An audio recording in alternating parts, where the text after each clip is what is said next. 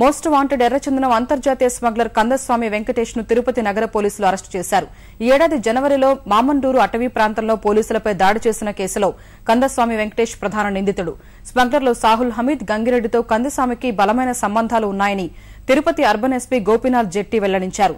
గంగిరెడ్డి నుంచి ఎర్రచందనం దుంగలను కొనుగోలు చేసి ముంబై ద్వారా సాహుల్ హమీద్ కు చేరవేసేవాడని పేర్కొన్నారు.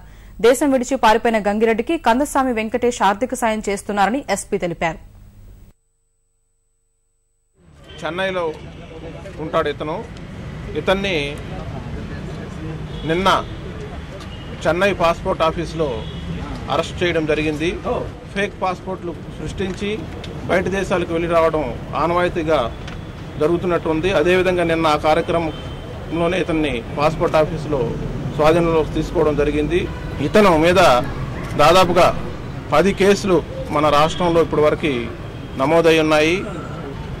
ఇతను చేసినటువంటి ఈ ఎర్రచందనం స్మగ్లింగ్ విధానం కనుక చూసినట్లయితే మోస్ట్ వాంటెడ్ స్మగ్లర్స్ అయిన గంగిరెడ్డి, సాహుల్ హమీద్కి ఇతనికి అవినాభావ సంబంధాలున్నాయి. ఎర్రచందనం రెడ్ శాండల్వుడ్ స్మగ్లింగ్తో చేసి సంపాదించినటువంటి డబ్బుతో లారీలు, అదేవిధంగా చెన్నైలో కొన్ని డంపింగ్ యార్డులు ఇవన్నీ కూడా ఏర్పరచుకుని ఇక్కడ నుంచి వుడ్డు తరలించి అక్కడ పెట్టుకుని అక్కడి నుంచి ఇంటర్నేషనల్ స్థాయిలో, అంతర్జాతీయ స్థాయిలో స్మగ్లర్స్ అందరూ కూడా ఆ వుడ్ని చేరవేస్తూ ఇట్లా ఎంతో డబ్బు సంపాదించి వాటినంతటిని కూడా రియల్ ఎస్టేట్లో కూడా పెట్టి చాలా ఆస్తులు కూడా ఇతను కూడబెట్టడం జరిగింది.